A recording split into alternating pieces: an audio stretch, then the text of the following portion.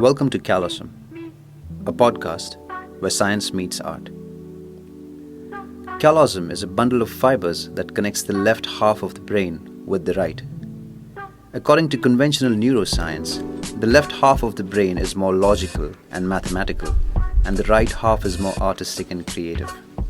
Although modern literature challenges this concept, the reason I named it Callosm is because the theme of this podcast is interdisciplinary thinking. I strongly believe that the future lies in taking a fundamental concept from one field and applying it to another, leading to new ideas that transcend the confines of a single discipline. My name is Dr. Suneet Zadav. I'm an assistant professor in anatomy and a musician who's currently pursuing a PhD in cognitive neuroscience, trying to understand how music affects the brain. While reading the latest research on this topic, I was fascinated by how much we do not know yet. And the podcast is my idea of trying to deliver whatever I read to an audience that is excited to learn more about the human brain and body, but in simpler words, so they feel enabled to live a healthier life. Lastly, being part of an independent music community, I would further love to use this podcast to help indie artists perform their upcoming art, in the hope that it reaches a wider audience. Hello, hope you guys are doing well. This is a bit of a surprise episode. Season 1 is done and dusted with. The filming is completely over, and I was here in Bangalore to work on my upcoming album, A Textbook of Bad Decisions. And I had the honor of living with my friend, Major Dr. Ameya Kagali. He was very graceful in having me over, and he's been a gracious host, and he's been tolerating me for about 7 days now. And one of the things that we decided is to speak a little bit about his journey. Now, Ameya and I, we are schoolmates, but we actually got really close during our preparations for the CET, or the medical entrance exams.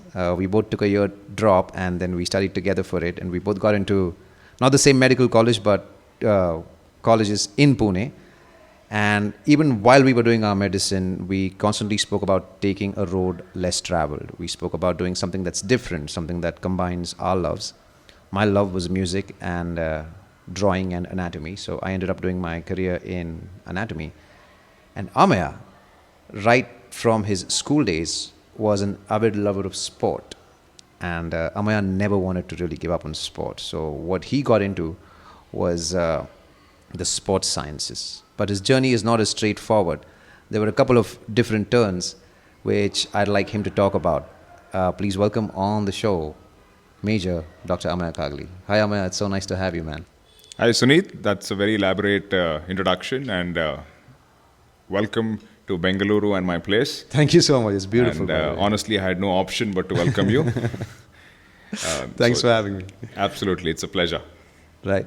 So after MBBS, you did your post-graduation in sports medicine, and you also did your master's in New Zealand in sports sciences. And before you got into this area, you served for the country. We'd like to know a little more about what your role was and your journey after MBBS, a journey that is not very often seen in medical students. Well, if you put it that way, I think it feels a lot more special. But to be honest, that's one of the biggest decisions I've taken in my life. And we both come from a very academic and a very medical background. And the tried and tested pathways to UG and then PG and then get into a college or private practice. But ever since I finished my internship, we had a lot of armed forces presence in our college. Yeah. A lot of retired brigadiers and colonels taking over the HODs. And I somewhat got interested and excited and enticed, maybe according to how they live life. And since AFMC was in Pune too. So just the overall development. And it was not just sport or studies, where I saw a window where both coexisted.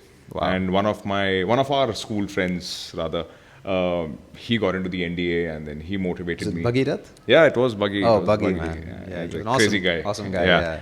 So he motivated me quite a bit. Like, if you want to play, you want to travel, and the uniform is a byproduct.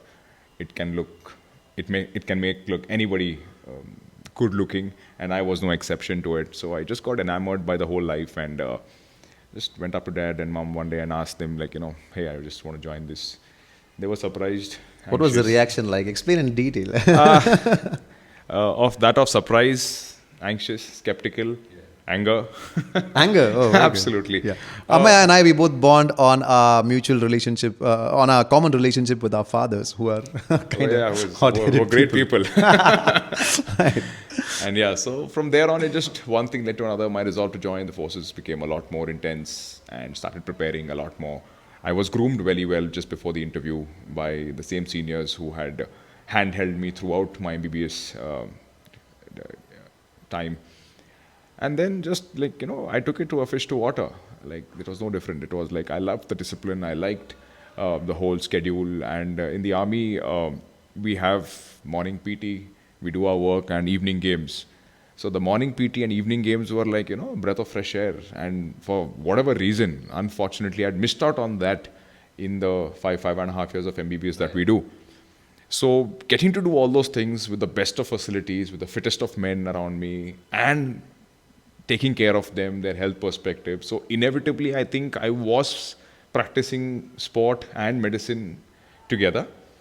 And that was the best thing to happen to me while in service. And of course, India is a beautiful country, traveling the length and breadth on government cost. Nothing Wow. like it. Okay, good.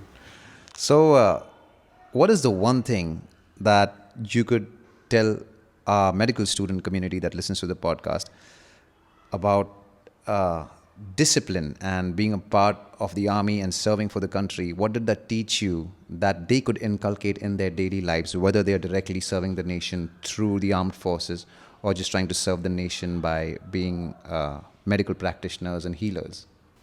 See, one thing is that, yes, the feeling of patriotism is very high once you don the uniform, but that doesn't make you a lesser of an Indian if you don't wear the uniform. You can do your own sweet bit, be a good citizen of the country, and contribute to the country in any way possible. And the other thing is that since your crowd, the listening population, is predominantly of medical students, we both have been through that journey. And what we see is that we get too enamored by the market value of certain branches. Whereas I look at it as, if you're competent, you can be good at anything you do. That's a good one. So don't bother about clinical, paraclinical, non-clinical. I mean, these are just terminologies given it based on the population of the patients that come to a doctor. Right. We need everyone. Maybe the ratios may vary, but that doesn't take away the importance of a particular branch. So whenever we talk to a particular individual during internship or final year, we're already, most of them have already made up their mind as to what they're going to become, right, which is great. I mean, but do they have sufficient information about other branches? Do they have enough information about what they want? And most importantly, do they have enough information about themselves as to what they don't want in life? That's the important one. That's the important one. Just because XYZ people are doing something doesn't mean you too have to follow that. It might be a great life. I'm not saying no, but there is something, that X factor which you're looking for, something which you ache to live. And it should, of course, you will relate to me, I know that. Yes, because so you're doing something out of after 4 p.m., you do something for yourself. Right. If that matches your profession, great. Right. That's where I think more and more medical students should be counseled or should be guided towards, and not blindly follow the herd. Yeah, I keep on telling my students the same thing, that you cannot just be one of the million sheep walking along the path that is constantly being taken. If you want to create history, or even if you want to tread on a path that you have created on your own, which leads to more discovery, more innovation, then I definitely recommend following that voice inside of your heart. And we had this conversation earlier also. It's okay to kind of take a path where opportunity is making itself more prevalent.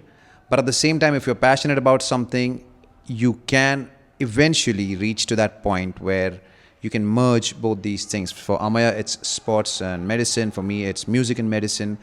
And there could be a lot of listeners right now who would probably be about to give their postgraduate entrance exams, or even they might be in final year right now. And if they've been actively into sport, they're heavily into sport, what would be your advice to them if they want to make sure that they choose a career in medicine that also has a lot of sports and exercise physiology involved in it? One thing is that there are a lot of MD seats coming up right now across the country. More than 20 seats, I think, both private and government. There's AIMS Delhi, which has 4 MD seats. Okay. AFMC, the Armed Forces Medical College in Pune, has 4 MD seats. Sri Ramchandra in Chennai. And there are, I think, Bangalore also, BMC has started its own couple of MD seats. This is all post-MBBS I'm talking. So that's one option. Then there's always been diploma in sports medicine by NIS Patiala for the longest time. And you did it in New Zealand. Yes, I did in New Zealand, and it was coincidental. So it goes back in 2018. While I was still in service, we got a month's holiday. So I decided, why not? I just backpacked all of Australia, there again to meet school friends. So then it so happened that it was just a coincidence that there was the 2018 Commonwealth Games were on during the same period in Gold Coast. So I just decided to, let's see, why not? It's sport and I can do anything for it. So I can just go and have a chat. And Aussies are pretty relaxed people. So one thing led to another. And I got an opportunity to meet and interact with the support staff of Australia. And that is the time I realized, oh man, they have real expertise in this field too. There was a doctor, there was a physiologist, there was a biomechanist, there was a nutritionist, there was a strength and conditioning coach. And it was such a comprehensive team. And I wouldn't comment on the Indian team because I didn't know them that well and I couldn't have access to all of them.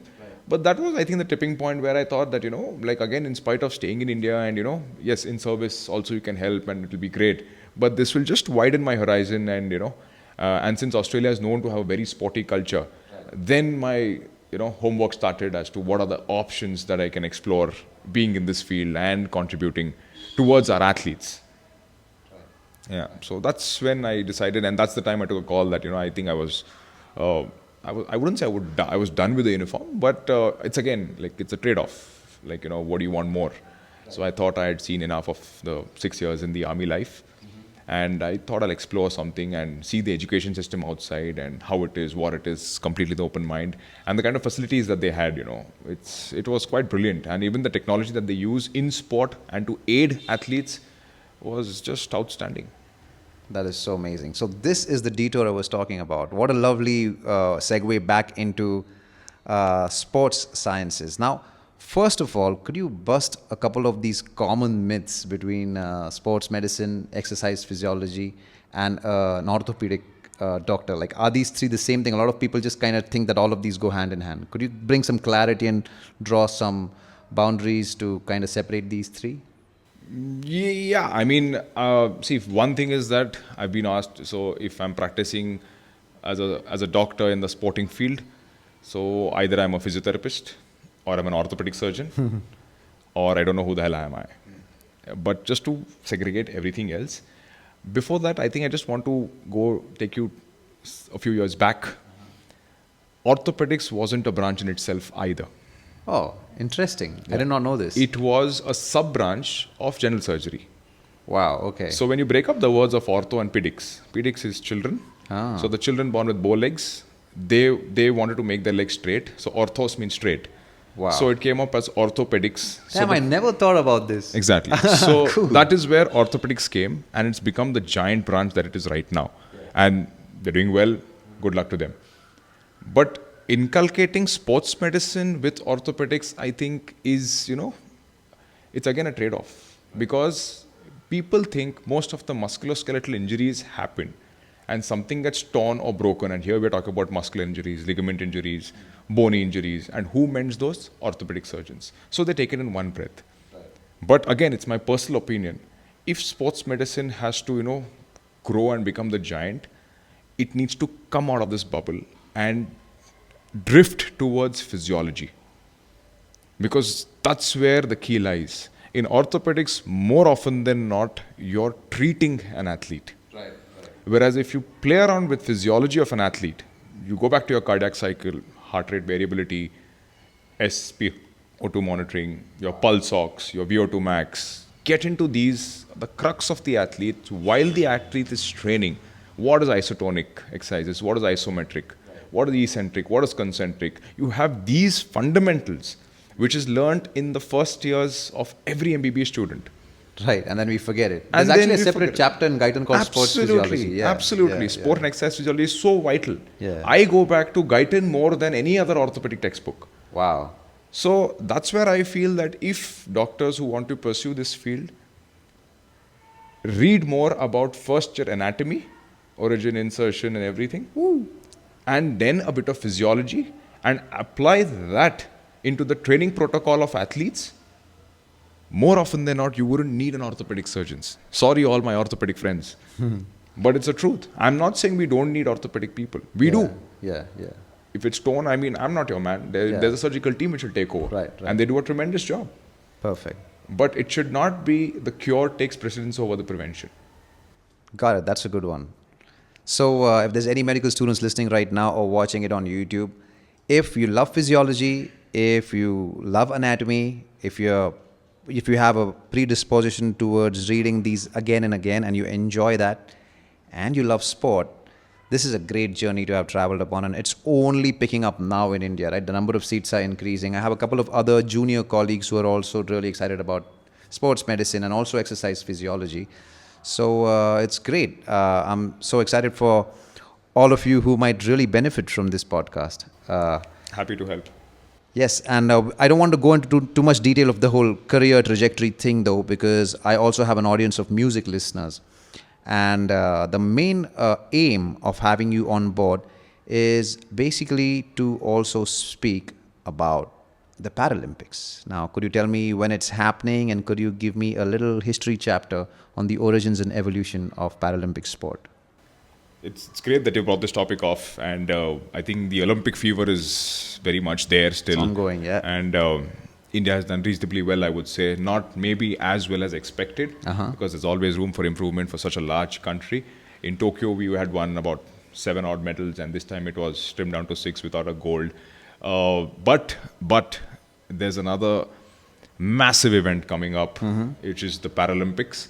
And it's basically for those who have some or the other kind of physical impairment.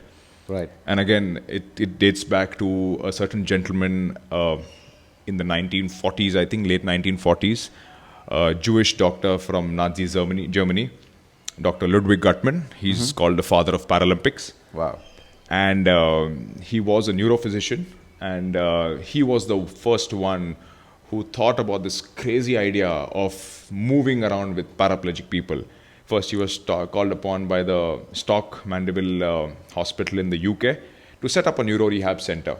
And then, I don't know what the protocols there were, but apparently, from what I know and what I've read, is that Dr. Ludwig Guttmann redefined how a rehab of a neuro patient is carried out. So for starters, instead of just, keeping them lying in bed, the nursing care was so superlative, but it was so caring that they ended up mollycoddling a patient, which eventually led a paraplegic patient to muscle wasting. And in today's time, as we call it, use it or lose it, which was prevalent back then too. Right. But here comes a gentleman who tells, at least use the parts that are working. Interesting. So makes them get up. The wheelchair was invented by that time. Okay. Puts them on a wheelchair, takes them outdoor. Why not just, go out and do some kind of physical activity, so that the 2 years, what they had predicted is the predictability of life after a neuro injury, could be more creative, would be more, there was something more to look forward to for those patients. And in the bargain, he had nothing to lose anyway. Right. So that's where he started these kind of movement-based activities, which eventually led to games. And he was a very smart man, and more than a smart person, he was a visionary. Right. So he didn't start off with high-intensity sports like cycling and swimming and all that, as how parasport is there on today. Okay. He started with something where the patient would just sit in the wheelchair and play, and not just play, compete, which was para-archery. Wow. Okay. So for the first time ever in the London Olympics, these games were introduced. Okay. There were 14 ex-servicemen and 2 women, all paraplegics, this on was a in wheelchair. The 40s, 50s? I think it was during the same time, Okay. end of 1940s. Okay. It was the London Olympics. Right. Okay. It was inculcated in that now these 14 participants will vie and participate and compete in para archery. Wow. So one sport, one event, 16 ex-service people competing. Whoa. And that became the talk of the town, Very cool. which inspired so many people, not just the crowd, but even the able-bodied athletes, that, wow, what are these guys? They were hitting the bullseye.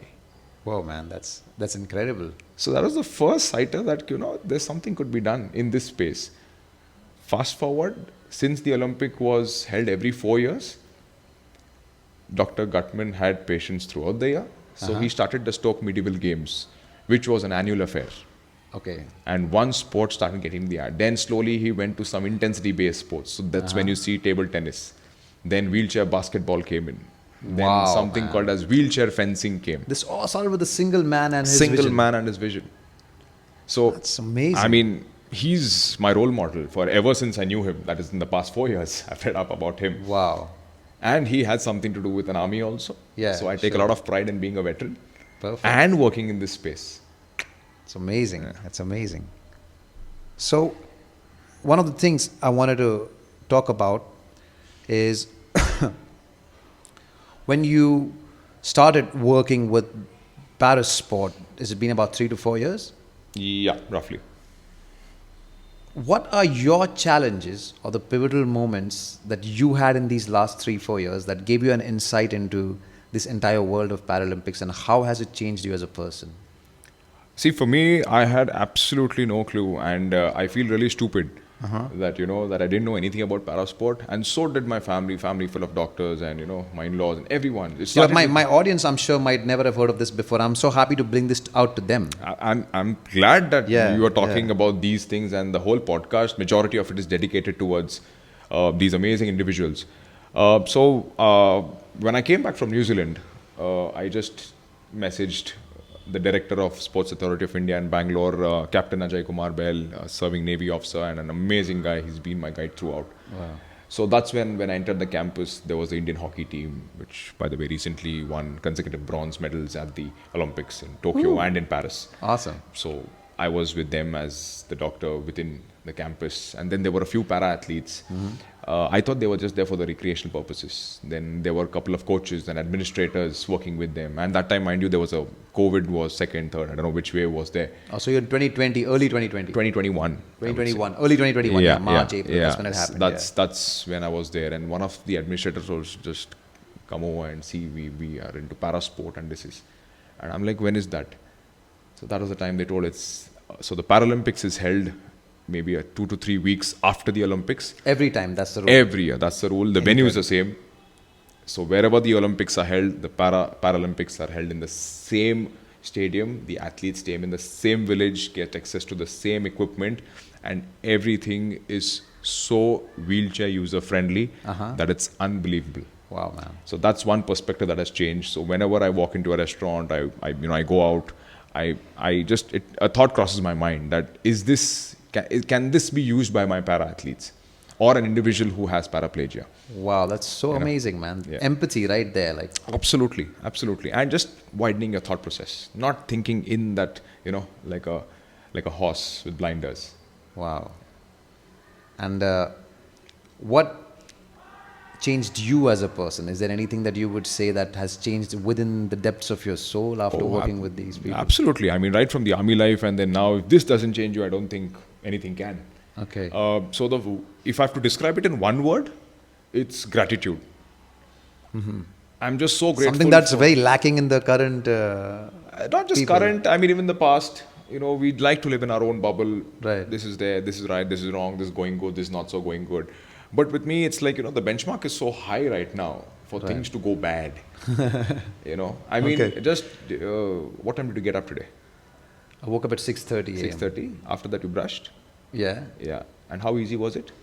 it was quite easy. Quite easy, right? So that is an activity that we all take for granted. Exactly. So you can imagine one of my para-athletes who has a spinal cord injury right from the cervical region.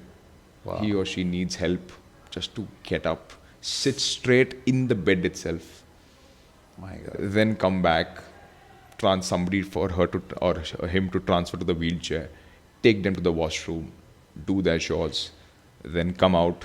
And how much time did you take to come out? Like 5 minutes? 5 minutes. That's a daily routine. So half an hour is allotted for them. Now fast forward and come in case of a para athlete, they have to plan their training. So if their training starts at 7:30 in the morning, most of the para athletes are bang on time.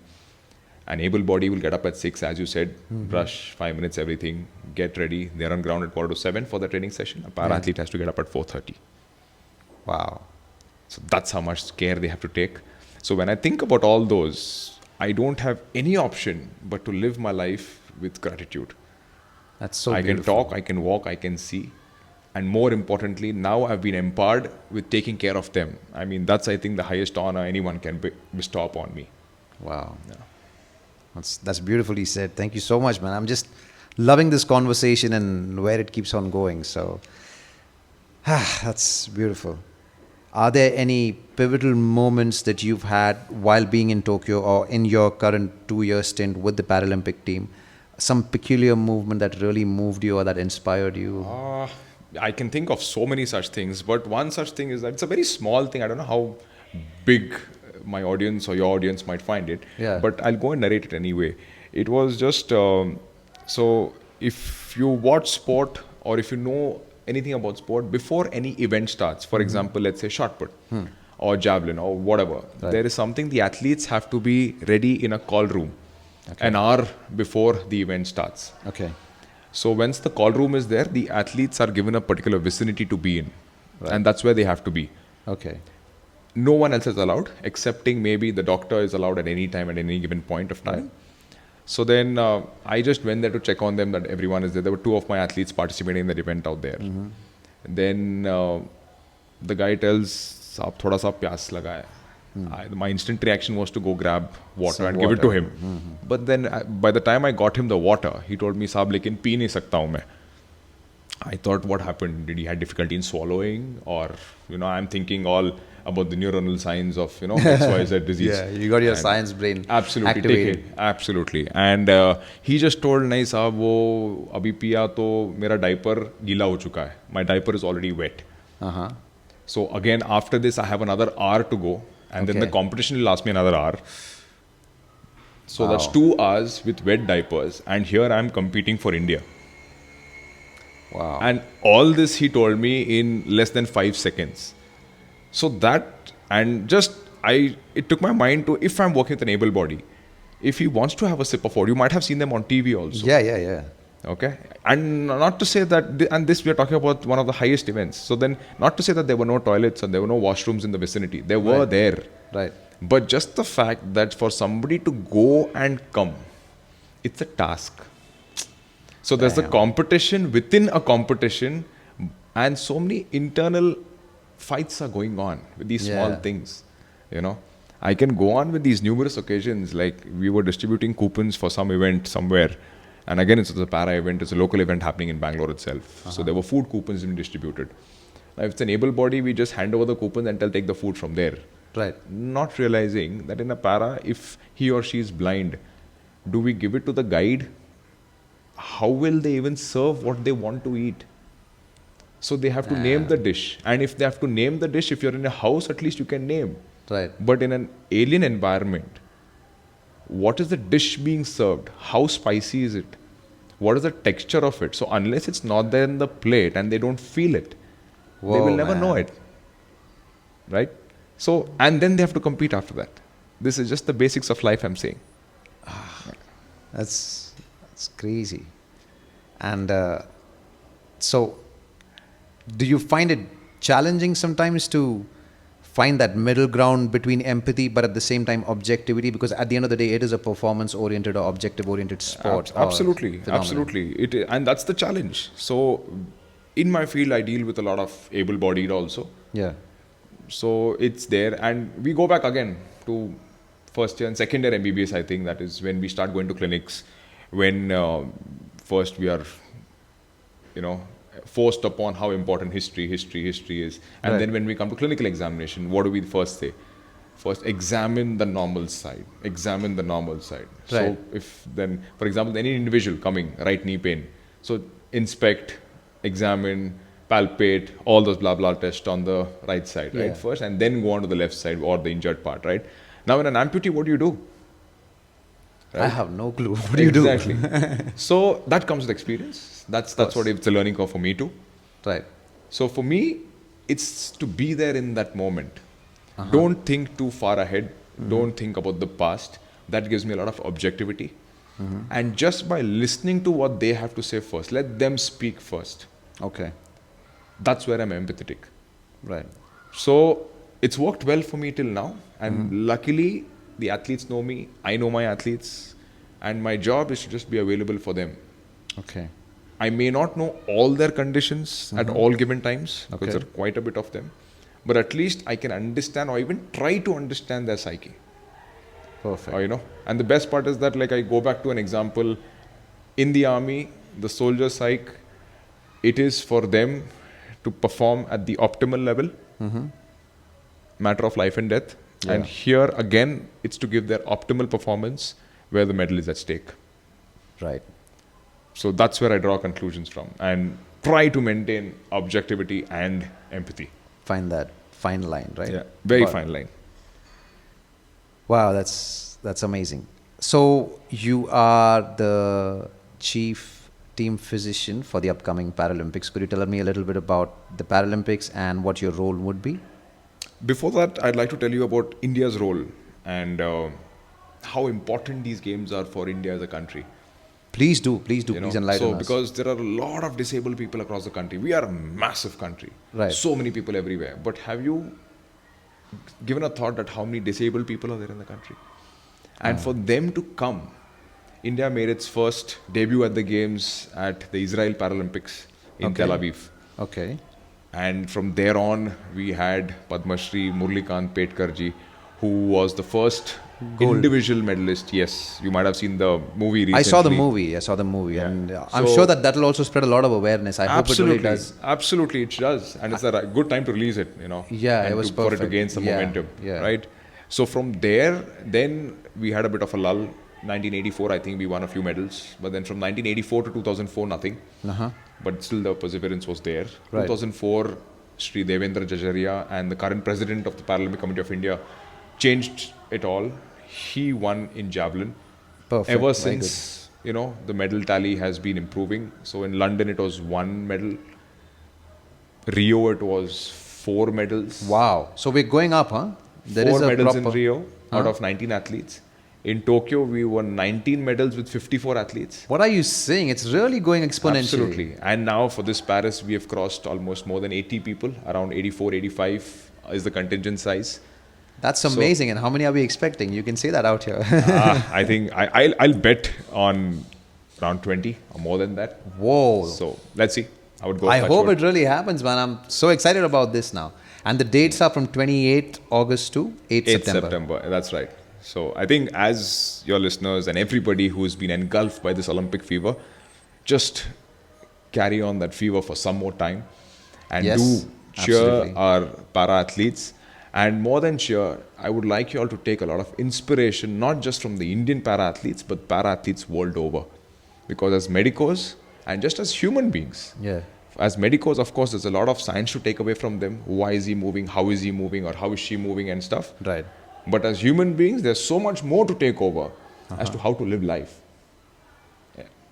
That's amazing. So the audience who's listening and the audience who's watching, please do not let that fever go down, because up next we have the Paralympic Games coming from 28th August to 8th September. Please cheer for the country. Please cheer for our sportsmen and sportswomen. But most importantly, make sure that it inspires you and fosters an attitude of empathy and gratitude in your daily lives. We're going to take a short break, and after we're back, we're going to speak a little bit more about exercise physiology, performance optimization, and how we can make the most of the science behind all of these things and inculcate it into our daily lives to do the best that we can, whether it be sport, whether it be academia, whether it be art all of these fields do require certain kind of disciplines. So just stay tuned and we'll come back with some more information. Thank you for listening. Before we move to the second episode, our musical guest is really a genius. I really think that if she could sing and play guitar the way she does and also end up topping her med school, it's absolutely phenomenal to be able to get the capacity to balance both of these things. So please welcome Aditi Dahikar. Hi everyone, I'm Aditi. I'd like to thank Sunit sir for inviting me to this podcast. It's a pleasure because I've seen him work so hard for everything music, alongside teaching us anatomy, neuroanatomy in his truest, most beautiful form. And it's very inspiring to see someone from our medical field getting deeper into the intricacies of both academics and music. Talking about myself, I am a medical student, a third-year medical student. I love to sing. I love to play the guitar. I put out renditions on YouTube and Instagram. You can go check them out. I have written quite a few songs as well, originals, and I am saying few because it's kind of a different process when you're writing your entire song, because you have to create a composition by yourself. You have to have the lyrics to yourself, and you have to be in that particular headspace to get to the point of creating a new song. And I have not got a lot of time per se, but I have written a few songs. The entire process of how we kind of get to writing or making a song is not something that is very clear to me, because it's a very spontaneous process for me. So Sunit sir will guide you through it. But the song I'll play for you today is called Shayad. Shayad means maybe. Right, so it's a song about when you think that there's someone in front of you, but that person is actually not in front of you. You feel that vibe, you feel that essence. You are probably hallucinating, you are probably delirious, you don't know. But that feeling is very, that aura is very different. And all the emotions that are revolving centrifugally and petally around that particular emotion is where this song stems from. I was sitting in the middle of my living room when it was dark at night because the electricity was gone, and it was the COVID-19 2020 pandemic lockdown. And it was a very spontaneous process for me when I started writing that song, and the composition just clicked. That entire thing was curated within 30-35 minutes, I guess, and I'm very proud of it. I hope you guys enjoy it. It's called Shayad.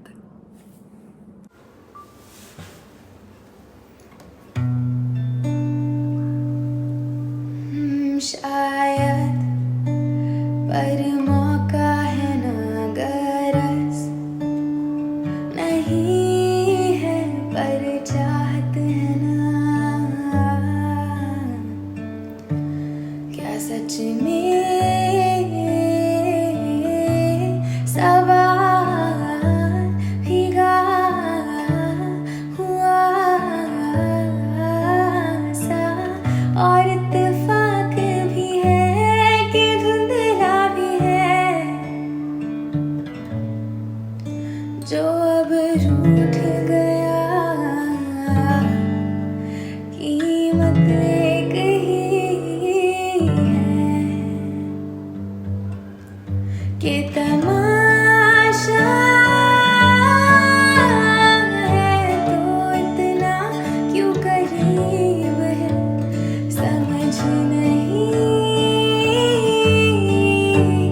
पर एहसास है पूरा,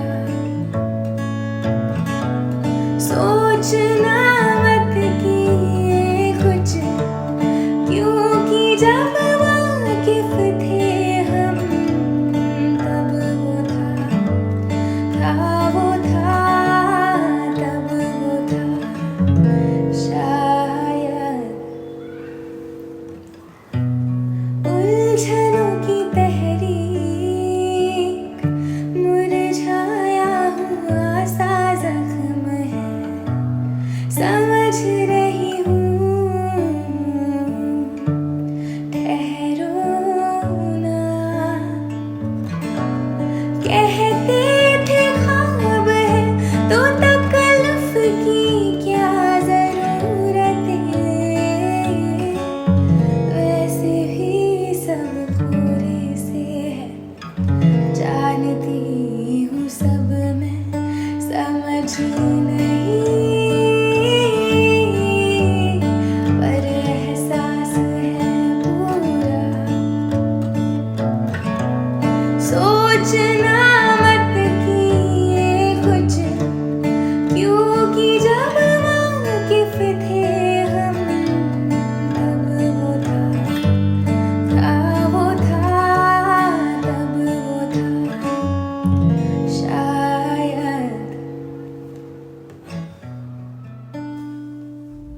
like what you hear, please support the Callosm team by liking, sharing, following and or subscribing to Callosm.